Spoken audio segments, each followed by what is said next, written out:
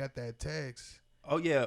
Crazy Before we people. get into other things, because you just kind of hit on this already, it was dope. I was gonna bring up one of your jokes that you had that I was really vibing on when I was on the way here. It was about enjoying life. Yeah. And you kind of just broke it down right there, brother. Oh, bro. And this was years ago. So now you're actually realizing some of those things that you were saying right there on stage. Dude, it is what you make it. I always just say that on stage too. Like in life, it doesn't matter what happens to you. It's how you react to it that counts. Yeah. That's the only thing we can't do, bro. That's real. It's just choose our. Hey, you got a tissue over there, bro? I got. This was making me tear up, bro. I can't handle this shit. No, like This was killing it. I've seen crazy fucking examples of that where people forgive like their son's killer. Like it's just fucking nuts. Oh my god. Like I just saw that. I could. That was I weird. couldn't. Yeah, I couldn't. I just realize saw that. being on that That level. was weird. I couldn't realize Did you being just on see that, that level, bro. Or are you just talking about that? I've seen it before. No, I know, I've but seen it did before, you just but see it the other day? Because I No. just saw it on my IG feed. You're like, damn, how they That's do that? weird, bro. Yeah, We're on yeah. that Some level, dude bro. forgave a dude. That was like it was some cute music playing and shit, and the dude walked over and shook his hand, and it was in a courtroom, and then hugged him. It was crazy, bro. And it was is, like, bro. dad That's forgives like son's killer. love And then on he a just whole said different that. level. That's wild. That's love on a whole different level. That's what Yeah. I mean. Like it was his choice to how to react to it. Anybody could have been completely depressed, and you would Yeah. be understanding. Yeah. It would be understanding, 'cause Right. you're like, fuck, that's so traumatic. But Yeah. to switch it, Right. to make this a powerful moment, something Yeah. so tragic. Wow. Yeah. You know who gave a really good example of that is Mike Tyson, bro. No His shit. daughter died, bro. His 4-year-old daughter died when she was at her mom's house. I She didn't even drowned? know that. No, bro. She fucking was running on a fucking what are those? Treadmill? Treadmill, bro. And she had some sort of cord got wrapped around her neck. Mm. Damn, man. So this fool said that he showed up to the hospital and that he was mad, bro. Obviously, he wanted to just yeah. go crazy. But when he got to that particular ward of the hospital, it was all people who had lost their kids and their loved ones I and do stuff. remember him telling that story. And he said, I don't have the right to like take that from them. So Yeah. we're all going to deal with this the same way. And I was like, damn, for him to check that anger, That for any natural man to do response, it, bro. but for him, because Yeah. we've seen his temper when it kicks in, and especially before he started really working on himself the way he has Oh, the he's past amazing, That- man. 10 or That's- 15 years. Bro, that's the exact difference between being a thermometer and a thermostat. Thermometer just reacts to whatever the hell happened, Yeah. but a thermostat controls it.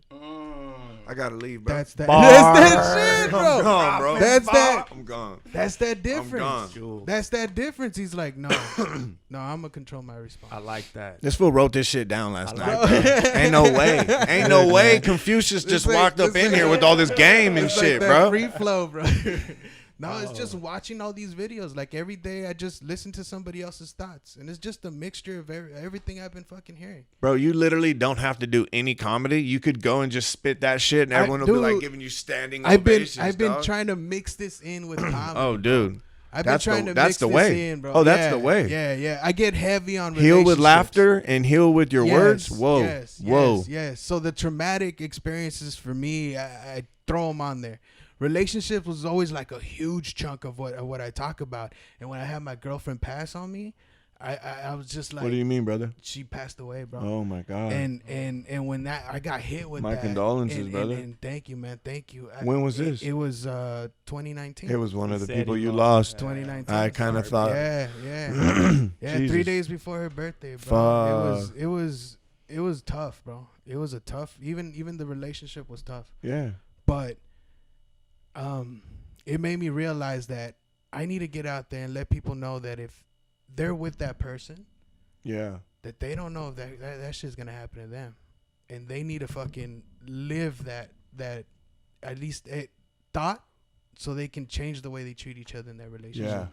Because I know if I would still have her here, fucking things would be so much better. Like all these million things I wish I would have done so much different. You know, like Right. I wish all those times we sat together on the bed just on our phones. Like I wish we would have fucking talked more. I wish we would have just done so many things different. And I I throw that little message in at the end of the show, especially if I'm headlining. If I'm somewhere in the middle and shit, I don't throw it in because it's real sad for a lot of people, you know. Man. But at the end, I throw it in because I want that connection to happen. So I want to take this pain for somebody else to maybe make their relationship better, or fucking end it and find something else better, bro. Cause Thank you. I mean, life's too fucking short for that. That's powerful, man. It is, bro. Like it's I don't know. It's been slowly working into comedy. I do want to get it to a point where it's just like both motivational and funny as fuck. Because if I can fucking knock those two out, oh my god, that ticket price, I can charge more. Right. You want to be in that same room? Yeah. Feel that same energy? You got it, brother. Like, dude, it's You a, got it's it. a Hey, brother, trip, can I ask you a man. question? Yes, sir. How'd you work through that grief? Oh, bro, it took a lot. It took a lot to flip it. You know, because at first I was just like, fuck, this is so painful. Like, yeah, I would feel it in my chest, bro. It was physical. Fuck yeah. It was physical. You're man. right, it is. And I would feel it. And then it took me a while to get to the point that the reason I hurt so fucking much is because I loved her that equally. And in that sense, I felt now blessed. I wasn't a victim of her passing away. I was blessed of being with her while she was here. You know, because she was an alcoholic. I don't get into that too much, but she was an alcoholic, and we went to like AA meetings. I went to Al-Anon meetings by myself. Right, right. We did everything to kind of work it out. And then it got to the end where I just had too much, bro. Like, it was affecting me at my day job. I went to my day job, and I broke down crying in front of another coworker, and I'm a manager there. Yeah. So, like, I'm realizing, bro, this is too much. I don't know how to handle it. I would go to these meetings. I would find things out, and they taught me so much, especially about love, treating the situation with love. Like, a lot of the times I would get angry, I would get frustrated, but she's not doing this to me. You know, she's doing it to herself. And while she does it to herself, she's no longer herself. So it just stopped me from getting angry at it, and I would just be there just trying to comfort her through it, and then trying to get her to go back in.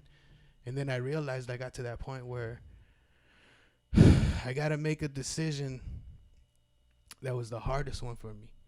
And that was to tell her, you can't do this no more in this house. And for a second, you know, she stopped, and then she left. And after that, we were never together again until I saw her a few times, and then she took off. She kept going. I got a call from the hospital one time because she was in the emergency room, fell asleep in the tub. She was staying at a hotel. Things were just, the water was coming out, so that's how they got called in. So I went right there, I picked her up. She wanted to go back and keep going.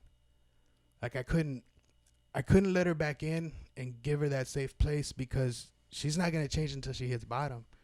And when we were together, she would always do that. She would hit a bottom, go back in, get better, and then do good. She was like on a 60-day streak, but something would just get her to go back into it. And when she did, she went hard. Like, there was a lot of trauma and a lot of things she went through in her life. And I don't know. Even though they were painful, I'm still grateful for her because there's a lot of life lessons that I would have never learned because of that, bro. A lot of life lessons. And then when it got to the moment where she left out, that I try to live my life, but I just kept going back. It was like that drug, I kept going back. Yeah. And then that's when it got to about August. And at that point, we just weren't talking. And even the texts she sends me now, I used to read them and just, fucking hurt me. Just, hi, hey. Just like she was alone. And that's when it hit, or that's when it was over.